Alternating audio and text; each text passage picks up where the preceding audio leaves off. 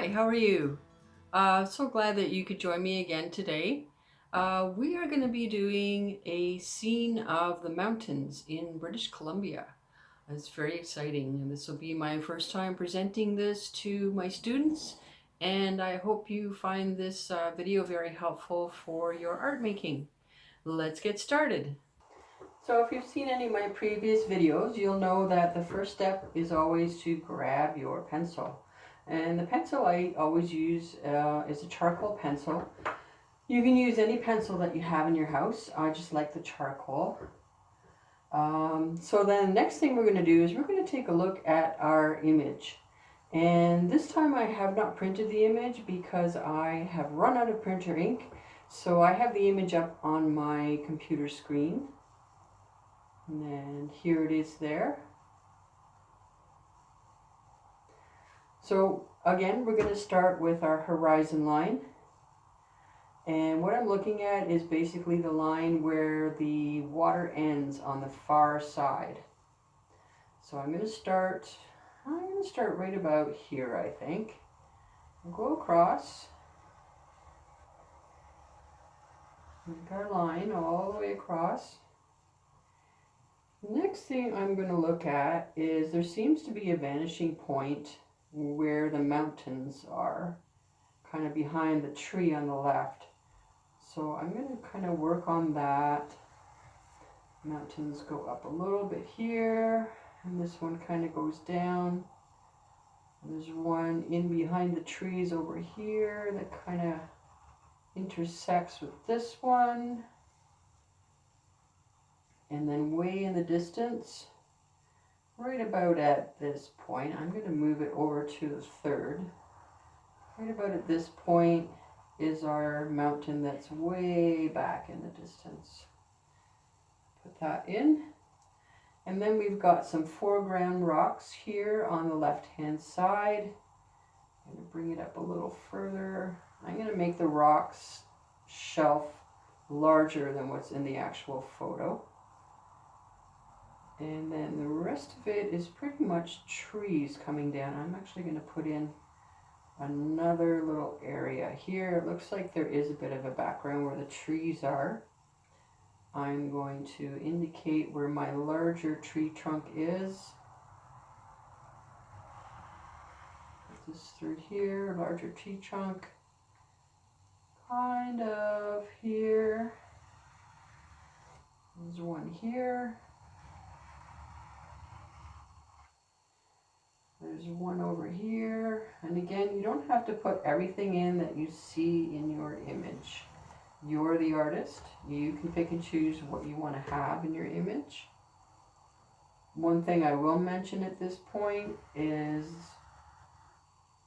putting things in threes is one of those quote-unquote rules that artists like to use. I think it's a matter of balance. The number 3, it just kind of really balances your composition. There's the larger tree in the foreground kind of here, and it bends a little bit at the top, so I'm going to do that. Have it bend over. And this tree trunk, because it's closer, I'm going to make it thicker. Things that are closer are bigger in general. There's another one that's partially hidden by a tree branch up front, but I'm going to put that guy in here too. That's a little further away. And then we've got branches kind of coming out from the very foreground that's outside of our vision, but we can add those in later. So I'm just going to put that for now. Actually put one little guy. I can see one little guy way back here, which is kind of interesting. So that's our basic composition here. I'm going to, in this one, decide, I can see that the mountains further back have some sunlight on them. And when I look at this, my eye is kind of attracted to that intersecting area. So I'm going to have some light here when I start painting, and then some light coming onto the tree branches here. So this area here is going to be my focal point area. Okay, so let's put away our pencil and we'll get started with painting. So this particular subject matter has a lot going on. So I'm going to try to instruct you in a very, very simple, very logical way of putting this all together. And for me, that would be starting with the thing that is furthest away, which is our sky. So I'm grabbing a brush that matches the size of the area that we're going to be painting. And that will be this area up here. And I already have paint on this brush because I've been doing some other work this morning. I'm going to grab my palette and I'm going to put in with my white, which also has a tiny little touch of yellow in it, some of these clouds that I see way in the background. Now because I'm going to be layering and I'm doing this all in one sitting, I don't want my paint to be too thick, because if it's too thick, when I start putting the trees over top, everything's going to turn into mud. So I really want to be careful with that. Putting in the clouds over top of the mountains. Over here too, there seems to be a little cluster of clouds kind of hanging over top of these mountains. Now, if you look at your reference picture, you'll notice that a lot of what you see is in focus. And this is the danger of digital cameras. Digital cameras are really awesome because anybody can use them and get awesome pictures. But for the artist, we have to be really careful, because when we're looking at these things in real life, our vision does not put everything that's in front of us into focus. If you were to stare at something in your room right now, you would notice that the only thing that's in focus is what is that you're directly staring at, which is a fairly small area. Everything outside of that area is blurred, usually in your peripheral vision. So with digital cameras, they make everything in focus, and then that tends to, when you copy that into your work, it makes it difficult for the realism to come out, because it doesn't look like that you're actually standing there looking at the scene. And when I paint, that's what I really want to do, is when someone views the artwork, my artwork, I want them to imagine that they're actually there where I was viewing that scene and experiencing what I experienced in the scene. So I try to paint it realistically, especially when I'm painting from photographs. Okay, so we've got some clouds in. I'm going to start adding in the blue of the sky. And I actually need to add, I'm using cobalt blue.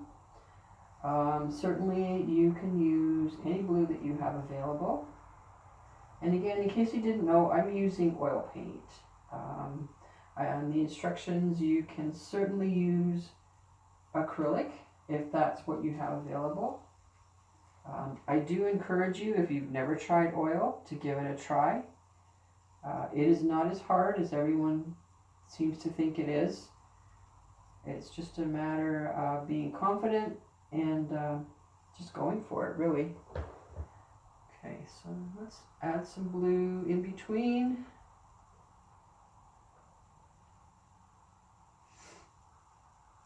And this is the blue of the sky in our picture that is peeking out between the clouds.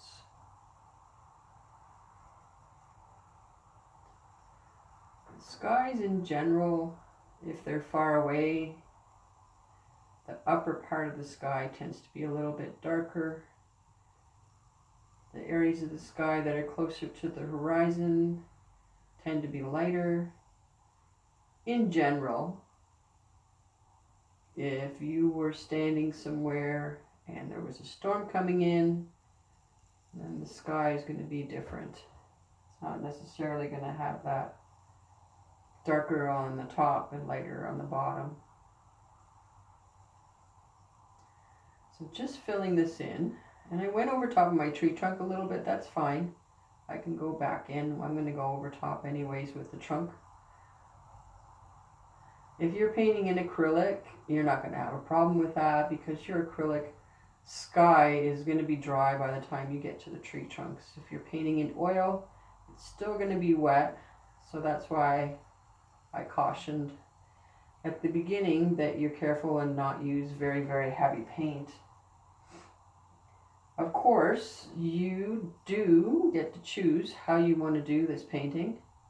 Because you have the link, you can pause this painting instruction, come back to it, do it in sections. I mean, if you're doing this in sections, certainly you can do the sky completely, not worry about where the tree trunks are, and then come back to it when the sky has dried and set a little bit, and come back in and fill in your tree trunks over top.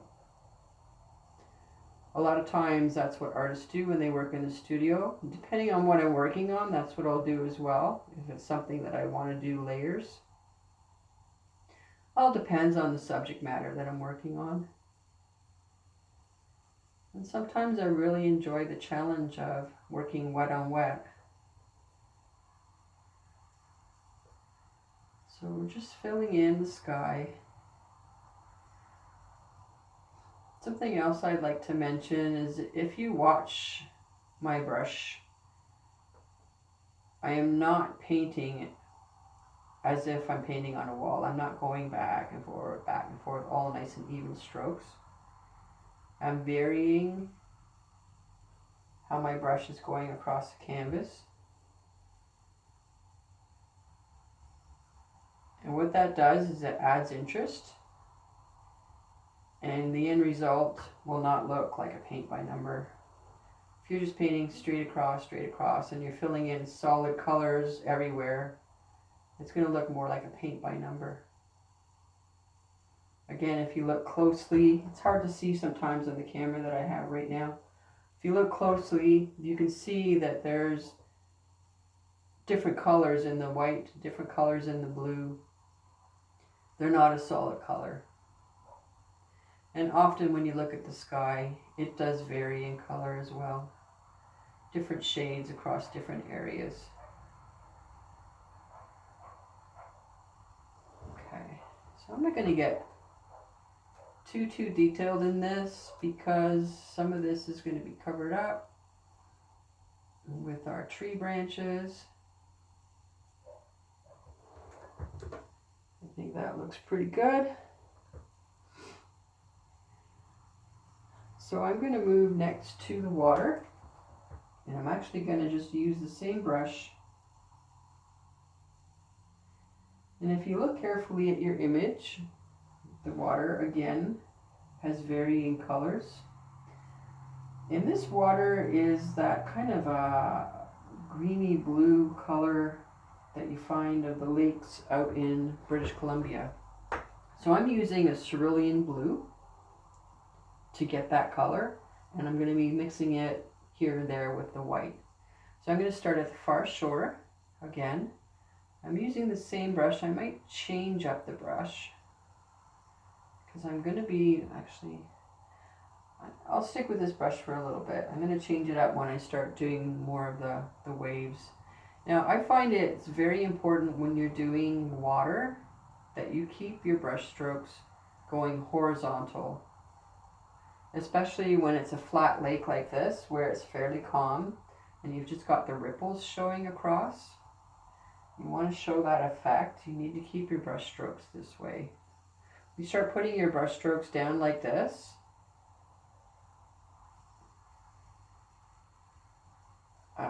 It's not imitating the way the water is moving. I like to indicate the movement of my subjects by how my brush strokes are moving. So we're going to continue with the water between the trees.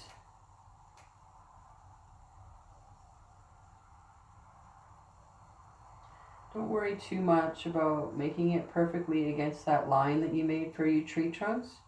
Because again, when you get in there and start doing the tree trunks, a lot of this is going to get covered out. Sometimes my students get really hung up on these little things. And then as they progress through the painting, they discover that that thing that they were hung up on gets covered up anyways. So I really try to caution you not to get too hung up on one particular area. The style that we're going through for is not extreme realism. So I really encourage you to just have fun with it. We're adding a bit more of the blue. It's a little bit darker on that right side. You can see a little bit in between the trees. And again, I'm not going to fuss on it too much because a lot of this is going to get covered up by our green branches. But we do want that water there because the water does peek through the branches. So it's important to put it in. But not to worry too much about the exact detail. All the way through this side.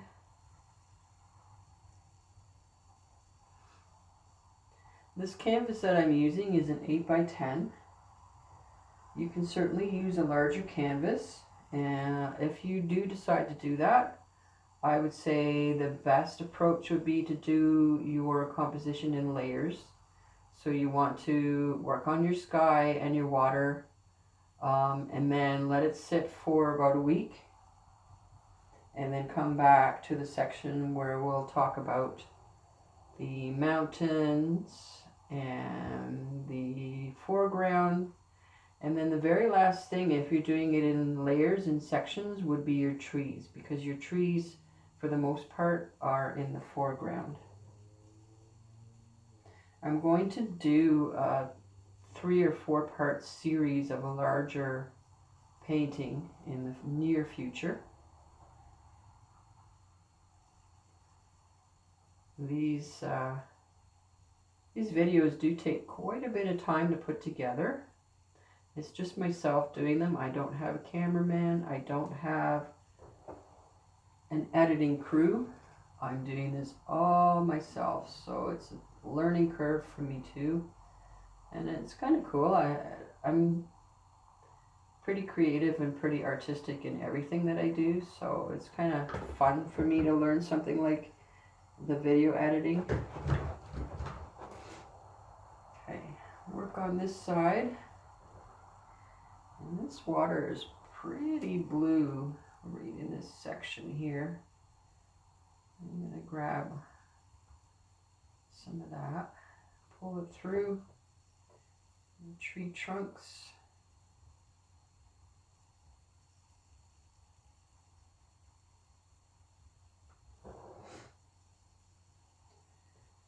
As you're working, you take your time.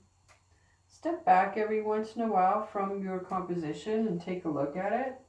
When you're sitting up close, sometimes it's really hard to get a sense of what's going on in your picture. So stepping back from it really helps when you're building your art.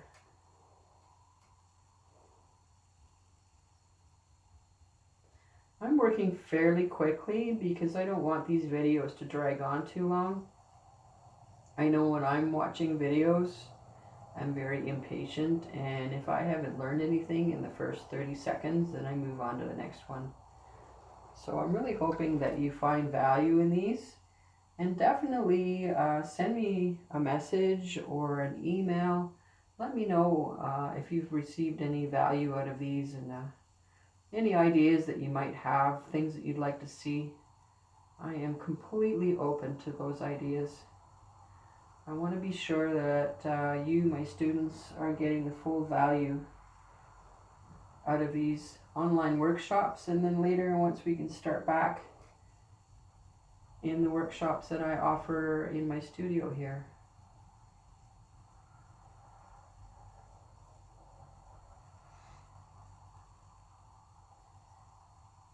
Something over here.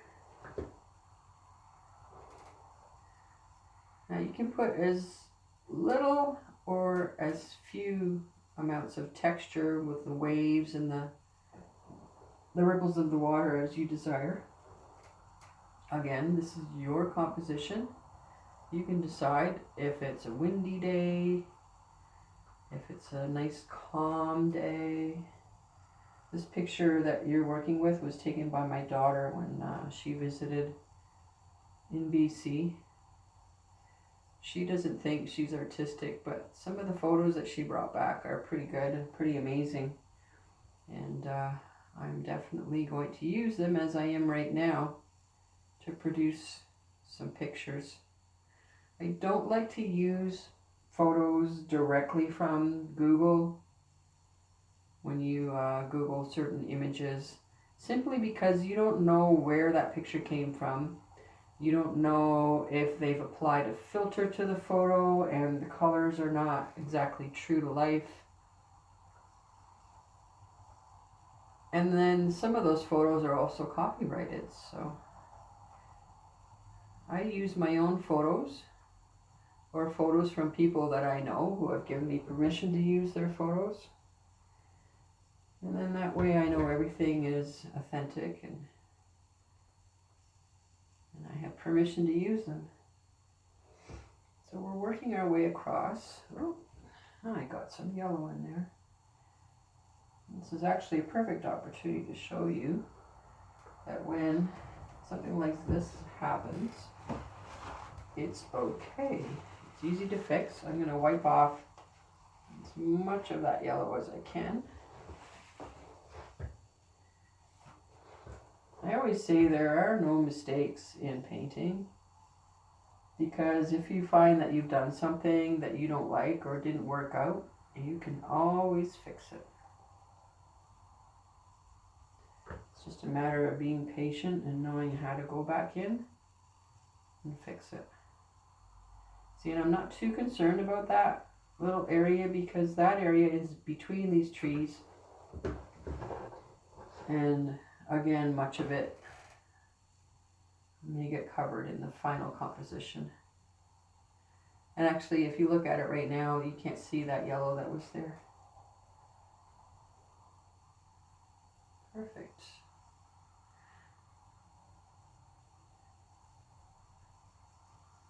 Pull this across. This is a little further away, so I don't want to put too much detail. The detail in your composition should be more accentuated as it's closer to the viewer. Things further away tend to be more blurry, and that's because, unless you have digital vision, things further away are blurry. Okay. Now I could, if I wanted to, add a little bit of green in there to green it up, because the water does have that slight green tinge to it, and I think I'm going to do teeny tiny little bit, just the slightest. I just put a tiny little bit of very light green on my brush, just to indicate that blue-green just kind of coming through there.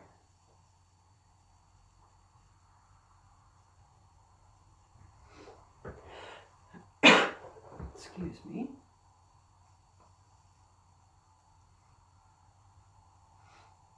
And through here. And a little bit through here also, and up here.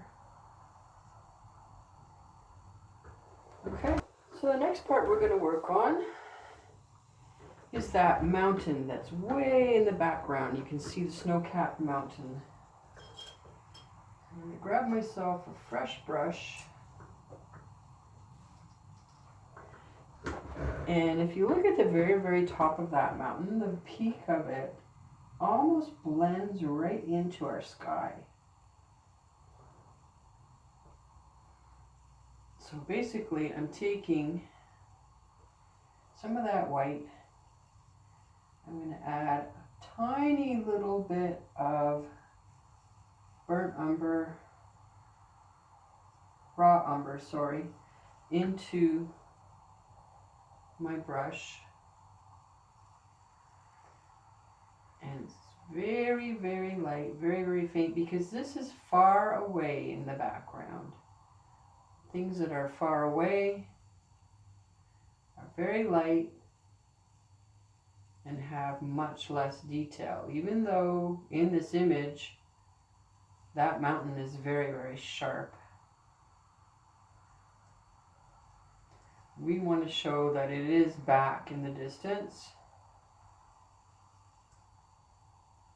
So the edges are going to be a little blurred, and it's going to be much lighter in color. I'm going to add a little bit more of the raw umber.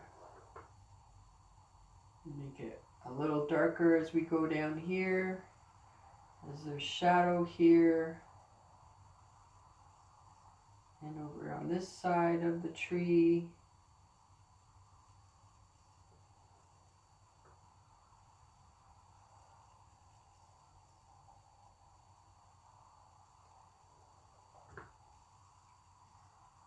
Add some more of that, make it even darker still as we get further down. I don't know where that yellow keeps coming from. Down here.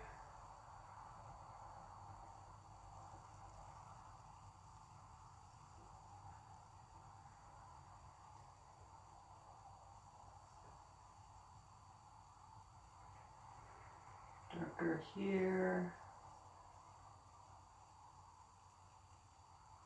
A lot of this is going to be covered by the trees in the next mountain, so you don't need to worry too much.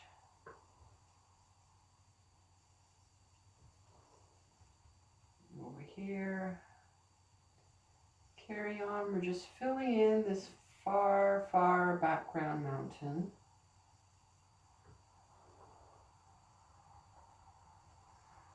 This part of it is a little bit more in the sunshine, so it's going to be a little bit lighter and brighter.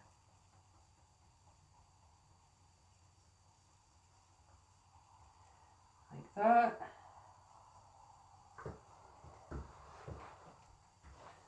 I'm going to take a dry brush that's kind of got a little bit of a scuffled edge to it, and I'm going to blend in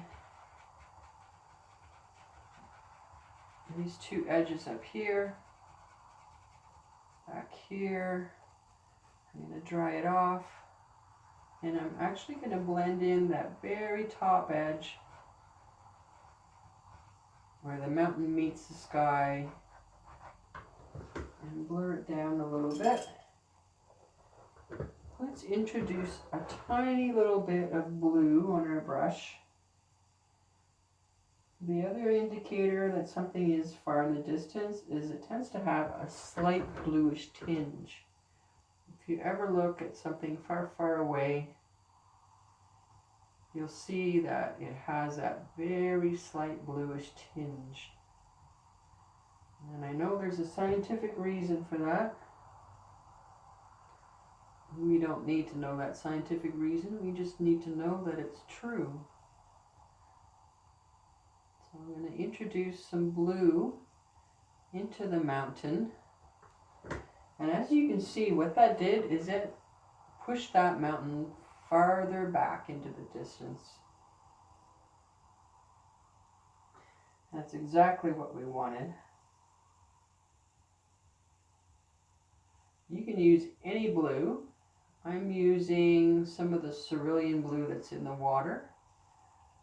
I like to use the colors that are already in my composition for things like this, because it helps to add some repetition into your composition.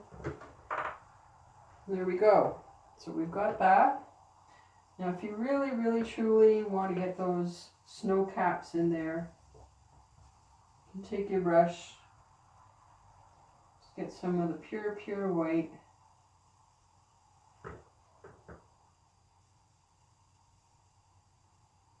Put some of those snow caps in.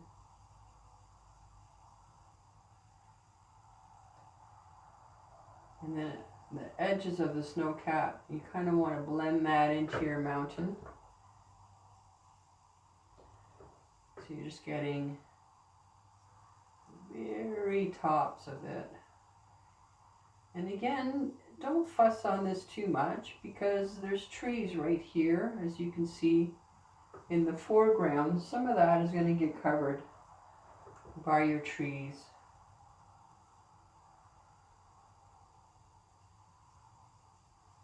A little bit of snow on this side.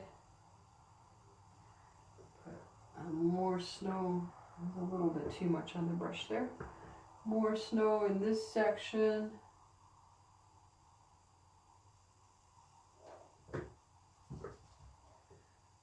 Blend it through.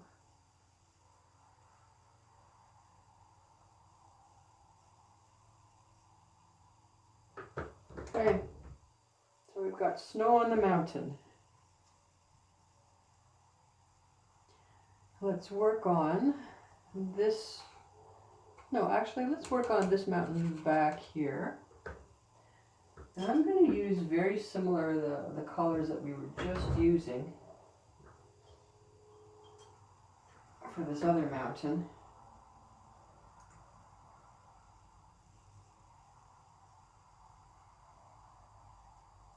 A lot of it, again, if you look carefully at your reference image, is covered by the branches in the trees. So again, you don't need to really get too hung up on the details, on top of which this is further in the background. So really, if we were standing there looking at the mountain, we wouldn't be able to see any details. We would just see the indications of a mountain. I'm going to put some blue in here. You mix the blue with the raw umber and it gives you a nice dark color to put in here. This is the bottom of my mountain. It's very much in shadow.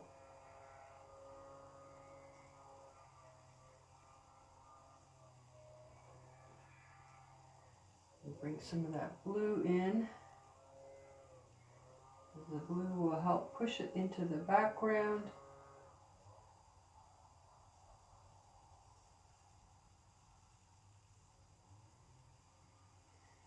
I don't see any snow on this one. I see mostly trees.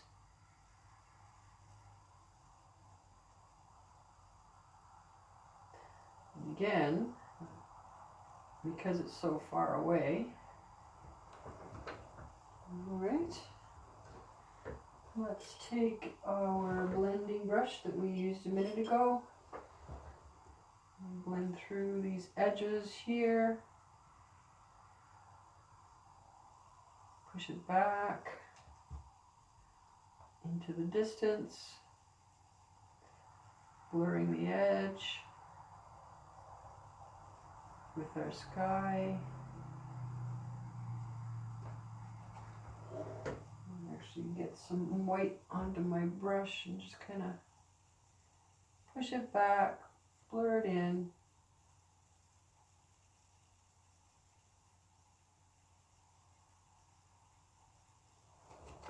Okay. And now let's do that mountain that's in the center.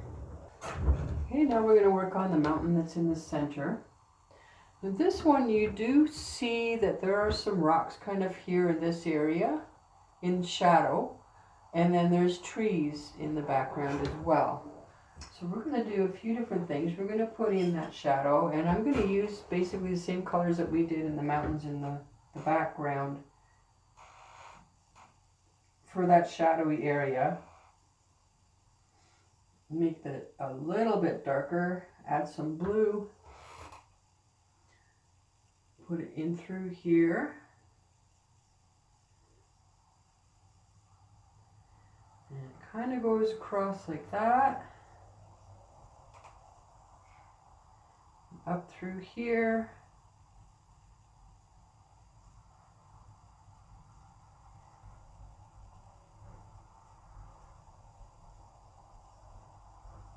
Like so. And then I'm going to grab a different brush again. Use this one. And we're going to start in with our trees. We'll get some green. You can either mix your own green or you can use a sap green. I'm going to use a combination of the two. Again, we'll take our brush. I just put some sap green onto my palette. I have some lighter green over here. And when I load up the brush, I load up with several different colors. I don't mix anything as a solid because when I'm looking in nature, I don't see any colors that are a true solid. So we're just going to go in and I've turned my brush around and I'm going to do short little brush strokes as if I am creating a bunch of little trees standing on the mountaintop. And I'm leaving space in between right now because I'm going to be adding different colors in here. I'm just using this green right now, and then I'm going to be adding a darker green, a lighter green, because there's going to be spaces in between where there's shadow. There's going to be spaces where the light's coming through. And if I don't allow for that right now, if I just cover this all up with this one shade of green, the whole thing again is going to turn into mud. So sometimes when you're painting, you have to really think ahead at what the next step is going to be and kind of plan for that. A lot like life, I suppose. You kind of plan ahead. So working through here, again, don't worry about making either absolutely perfect brush strokes. A lot of this area back here is going to be covered, so I'm not even going to worry about making it look like trees. A lot of that's going to get covered. Let's do some up here. A little bit darker.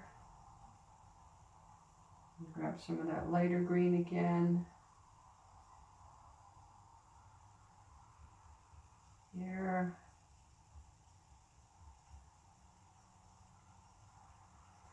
And again, I'm doing this fairly quickly because, like I said, I want to make sure that these videos don't run on too long for you. You can take your time and pause at any point in this video, work on the trees, and then carry on to the next step.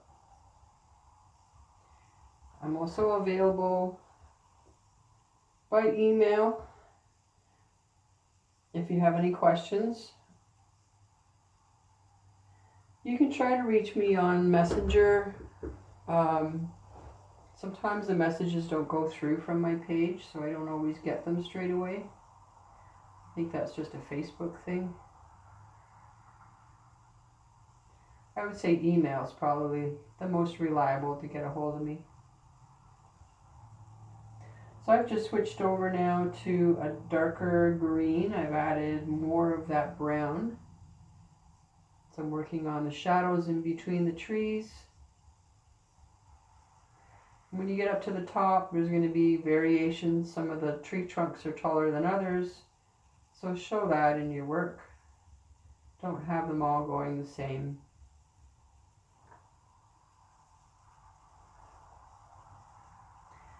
Nature has a lot of variety. And without the variety, actually, it wouldn't work. So what I've done is I've gone ahead and I've worked on the mountain a little bit further. You can definitely do that on your own as well. Filled in some of these spots. This area here I covered over. Remember we said that was going to get covered by the branches anyhow. Added in a little bit more highlights in the background. I'm going to add more to it, but not right now. Right now it's a little bit wet. What I'm going to do is I'm going to continue on with the rest of the composition, and then at the very end we'll go back in and redefine some of these areas. There's a small, I just want to fix, if you get it coming back into your water like that, you can just go back in. I just took a dry brush and just redefined that edge back here. Something that you can do when you've got oil paint, because the paint is wet still. So I can go back in and push that water back up into the shoreline, and then just kind of redefines that line. There we go. Perfect. All right. So let's move on to the branches and the trees, or actually, yeah, no, let's do our rocks here next.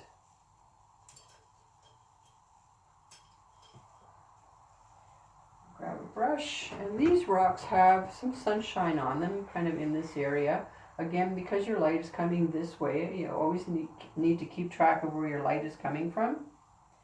So I'm going to start off with that lighter area, and I'm going to mix in a little bit of yellow with some white. And I'm just going to put where I think that sunshine is. It's kind of coming through here.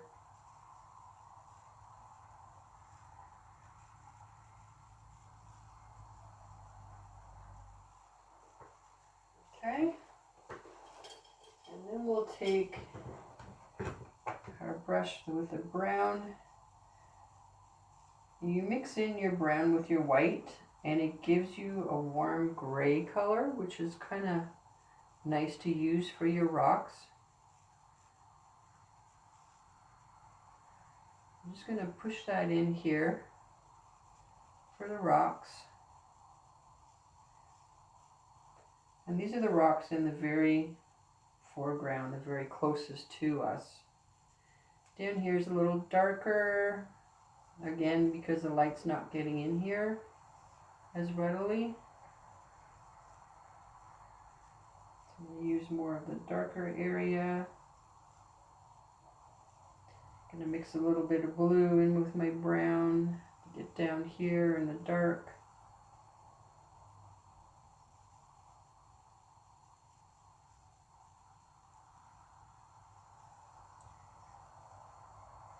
And have fun with this. I mean, when you're painting, it should be something that you enjoy. Creating art should be enjoyable. Don't get stressed about the details. The cool thing is when you're doing this, and if you do it very loose, the way I am right today, means that you're not concerning yourself with a lot of the details. There's some really neat things that happen as you're moving along.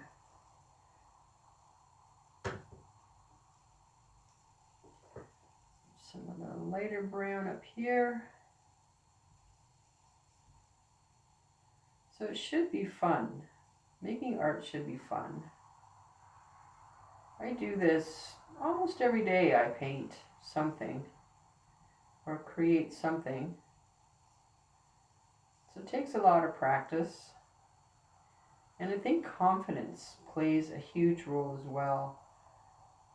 Once you become more confident, then you're more willing to take risks. And it's within taking the risks that you really start to learn things. Not being afraid to try something. Not being afraid to mix brown with blue.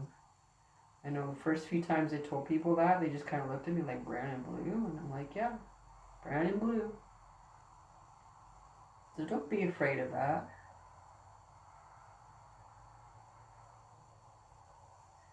And right now I'm just kind of blending some of that darker area in with my lighter area. Take a little bit of just white, put that over top with the highlight. It just brightens up a couple areas a little bit brighter. If you're ever looking, I mean, even if you look at the reference image that you have in front of you, this little rock section, it has a lot going on in it. There's a lot of different rocks. There's different shadows, there's different highlights. And don't be afraid to try different things to bring that out.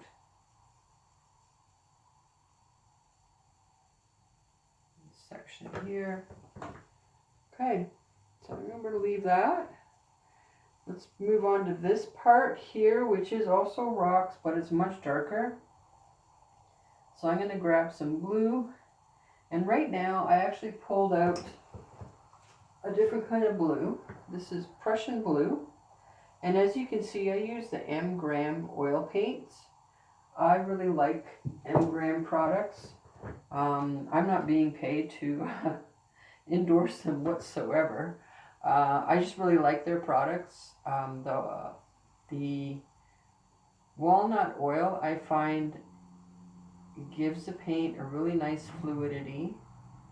It takes longer to dry than some other oil-based paints, but for me, I like that because I like to have the opportunity to go back in and play with the composition a little more. And they are manufactured in a facility that is very environmentally conscious, and the process of making the paint is very environmentally friendly. And when you start using them, the first thing you'll notice is that they don't smell the way linseed oil paints do. They have a very light, very delicate smell that I don't even notice anymore. It's such a light smell. Okay, so that is our shadow, and I'm actually going to bring in some of that dark into here. I kind of like that darkness. It sort of added a bit of drama.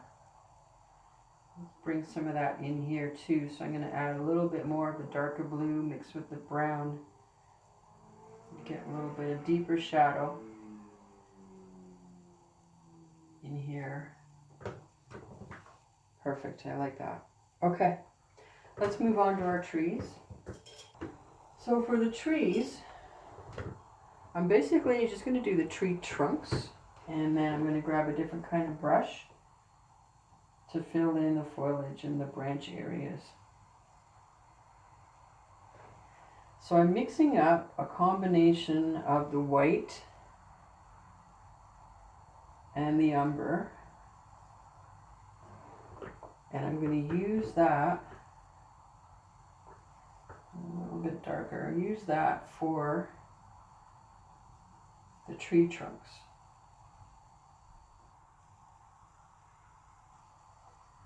And the brush I'm using, I've showed this before in other videos, it's actually a flat top brush, and I like this for giving me a nice crisp edge, and I use it for details as well.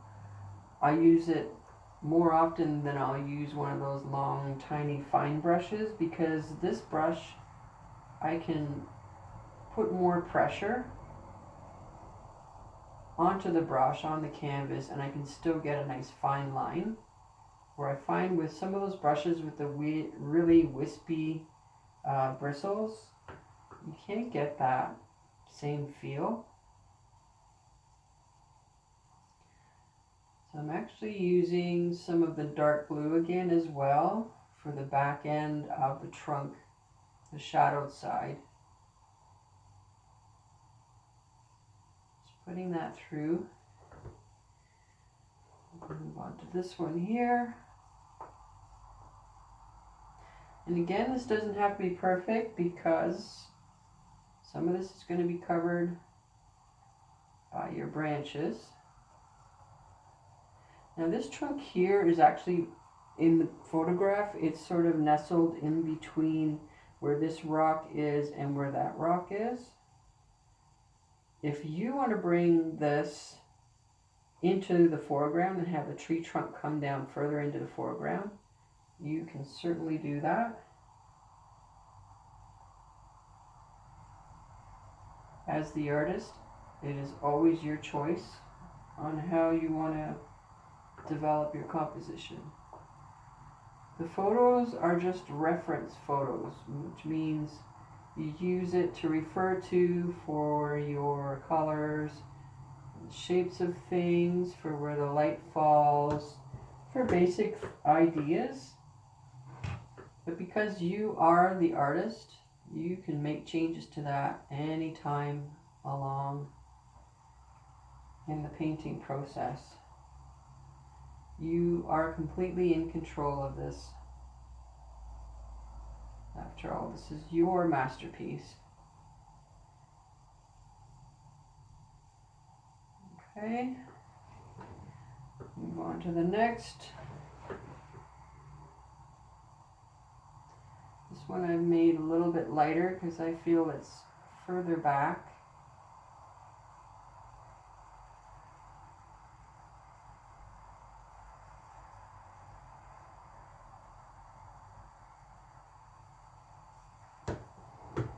And then these two on the right, I would say, are the closest to the viewer in the painting. So these I'm going to make fairly dark. Again, our light is coming from the top right side, and so the light would be hitting on the opposite side of where we can actually see. So the side that we do see is going to be very deeply in shadow.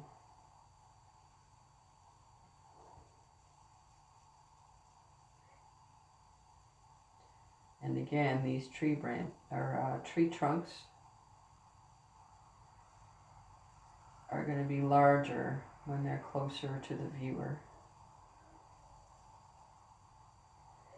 So I'm continuing to mix my umber with my blue.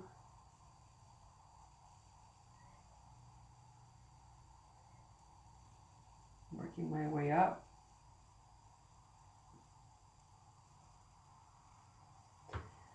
All of these trees extend off the canvas on the reference photo. That doesn't mean you have to do that with your painting. Again, it's your choice how you want to do that. I'm going to add, because this guy's closer to me, the viewer, I'm going to add a little bit of detail in the trunk to show a little bit of the texture of the bark of the tree. And basically the way I do that is just add some contrasting color, some contrasting brush strokes.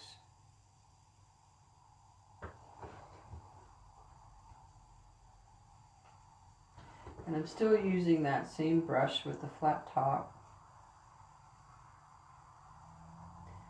This is our final tree here in the foreground.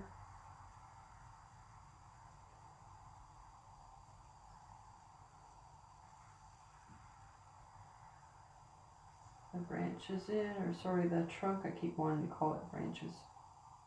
The trunk in. There we go. We've got our tree trunks. So the next thing I want to do is indicate where the branches would be. And I'm going to continue using that same brush that I used for the tree trunks because it has a flat top, and I'm going to thin out my oil paint a little bit so I can get a finer line. And what I use is walnut oil, and it's the same brand walnut oil. It's just pure walnut oil. You mix it into the paint and you can thin it out for your smaller details. So let's start over here. We'll do a couple little branches coming down.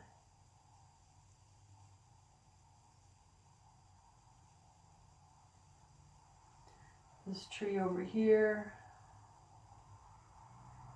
a couple branches coming down. Again, don't be too fussy because a lot of this, again, is going to get covered up when you put the foliage in.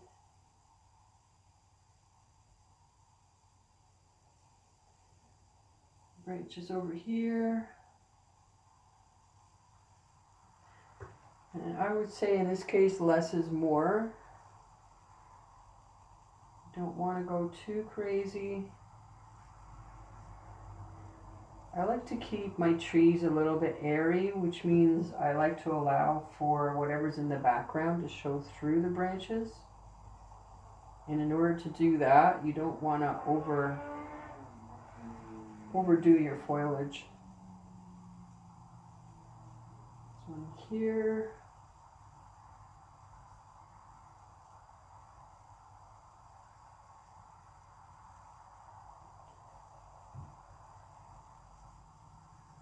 Branches there. This one, some branches in. And vary the length. Some are shorter, some are longer. And then I'm going to add in over here on the right. There's some branches way, like I mentioned at the beginning, in the foreground. They're off the screen. You can't actually see where the tree itself is, but you can see the branches. So I'm going to put those in. And because they're in the foreground, they're going to be darker. And they're going to be a little bit bigger and thicker. And vary the length. Some are shorter, some are longer.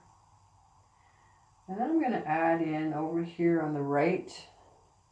There's some branches way, like I mentioned at the beginning, in the foreground. They're off the screen. You can't actually see where the tree itself is, but you can see the branches. So I'm going to put those in. And because they're in the foreground, they're going to be darker. And they're going to be a little bit bigger and thicker. They kind of come from this section here across the top. And kind of those droopy branches that you see on a lot of the pine trees in these areas.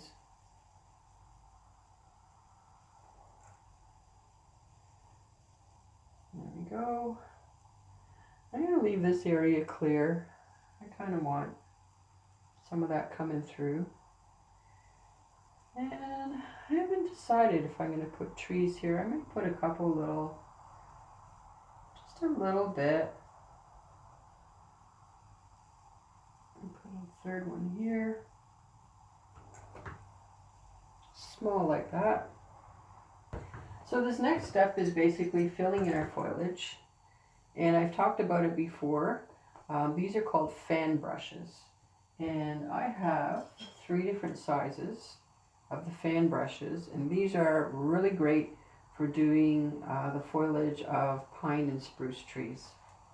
If you don't have one, don't worry. You can use any other brush that has sort of an open end to it. You want something that's sort of got the bristles spread open so that when you dab on, it gives you that nice light airy feel. So I'm going to use a variety of sizes today. I think I'm going to use 2. This one, I'm going to use this one, and I'm going to use the thicker one here. And I still have paint on it from one that I did this morning. And I'm going to start off with some of the darker areas first. I like to fill in the shadows first. You don't have to. You can do however you like to do, but I like to do the shadows. And if you look carefully on your reference photo, you'll see that the left side is in shadow on the trees. A lot of the tree is in shadow. So we're going to take our blue and our brown and some of the green, and we'll do the shadow bits of the branch. If you're never sure where the shadow is on a tree, if you look at a tree the inner parts of the tree are usually in shadow because the light doesn't permeate through to that part very well, very easily. Now this photo is actually overexposed. Like I said, my daughter took the picture. So you've got a bit of a glare coming on this section if you look at your photo. Basically what I'm doing is I'm ignoring that part. I'm not painting the overexposed section. So this is darker here too.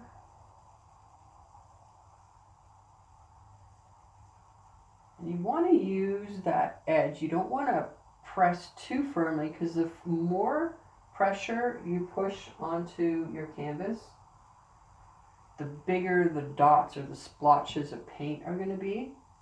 So I'm kind of varying that pressure, and for the most part I'm keeping it lighter as opposed to heavier.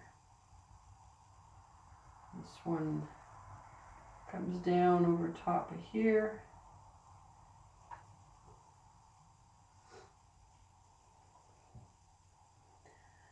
I'm just going to do the underside of these branches here a little bit because the light is going to be reflecting on there. Let's do these here. These ones are very much in shadow because of the other trees around them.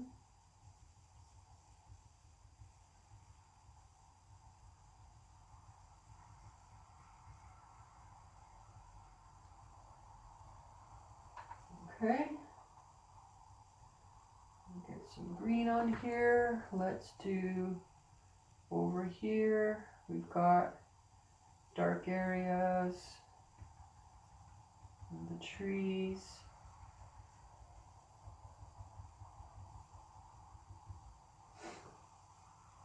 And have fun with it. Just kind of go through, take your time, step back, take a look, see, do I need to add more here?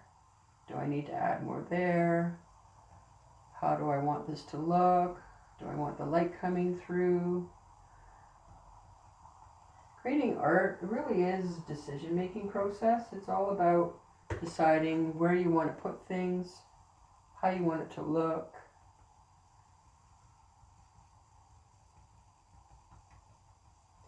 I think that's why I really like it so much, because I like a challenge. I like solving riddles and puzzles and things like that. So creating artwork for me is very much like that. I kind of look at a composition and say, okay, so how am I going to do this? What's my best approach? Okay, so now these ones here on the right, I'm actually going to do more green because there's a lot of light hitting those. So I'm going to do the darker areas right here at the very far edge. And as it gets down here, I'm going to make it a little more airy. Up here, a little bit darker but airy.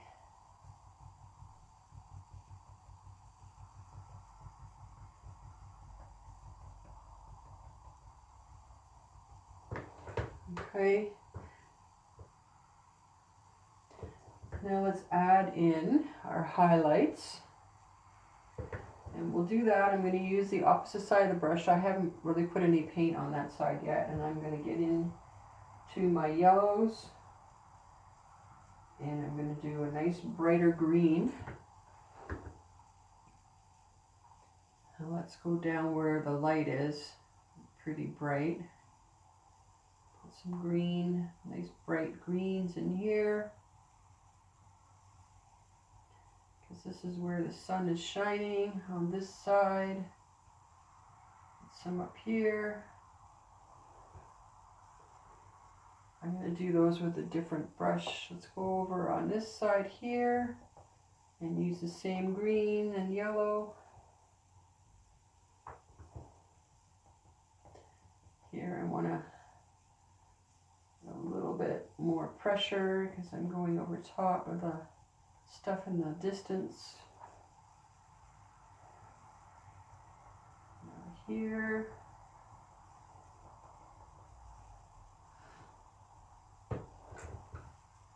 Okay, so I'm going to change up the brush to the smaller, lighter. This one's very light, very small. And I'm going to use a combination of white and yellow to give me a nice bright color. And I'm just going to dab this in where I see the light coming through.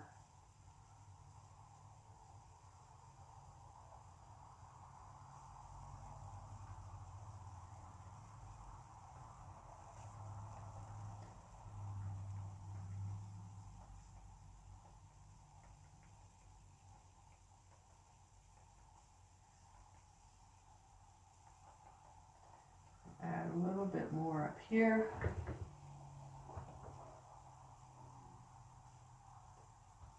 Put some over here.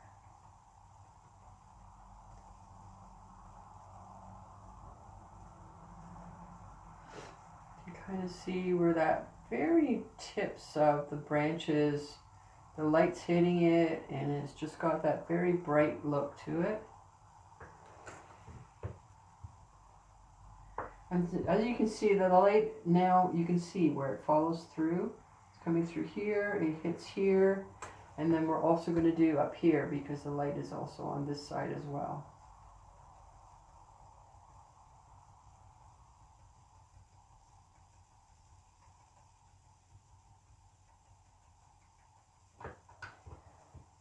Grab some more.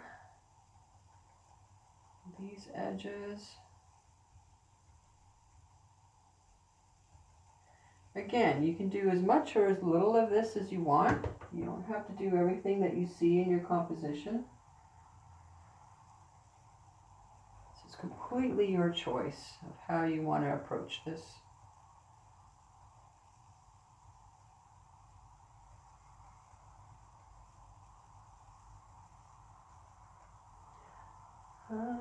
Now it shows in the front in this area a bit of a lightness, but I didn't put that bush in, so I'm not going to include that. I am going to dab a little bit, just a teeny little bit on the tops of these where the light is touching.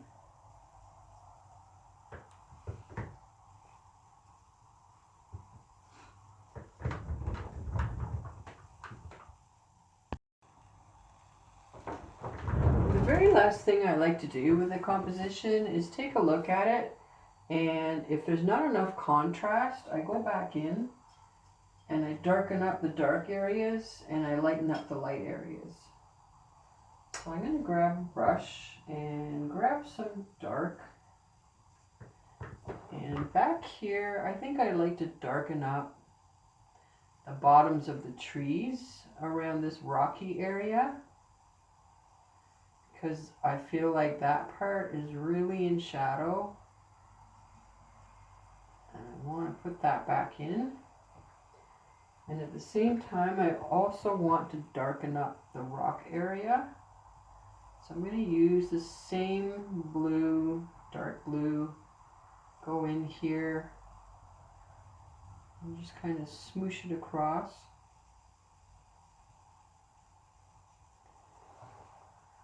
There we go. I think I like that. Do some more bottoms of the trees. Just kind of fit it in here. In the background. There. I kind of like that a little better now. A little bit more shadow back here. I'm just using a very light touch.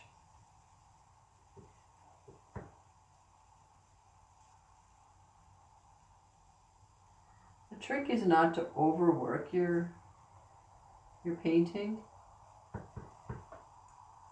So you need to know when it's done. Sometimes that's really hard. Sometimes that's the trick, is knowing when you're done. These branches here, I'm going to add back in some of the dark that kind of got lost when we were adding in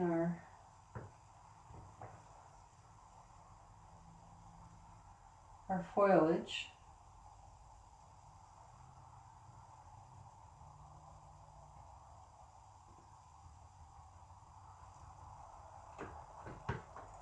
Okay, I think I'm pretty happy with that. Last thing, grab a small brush and sign your work.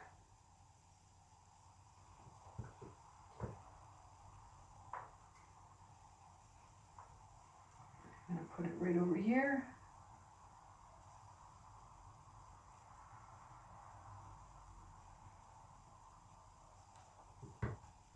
There we go. And there you have it. A nice little scene of the mountains in British Columbia. So I hope you really enjoyed the workshop today. It was a lot of work. I realize there's a lot of layers to this painting. Like I said during the video, you can stop and pause the video at any point and come back to it. My hope is that you are really enjoying this series. So thanks very much for watching, and I can't wait to see you again. Bye for now.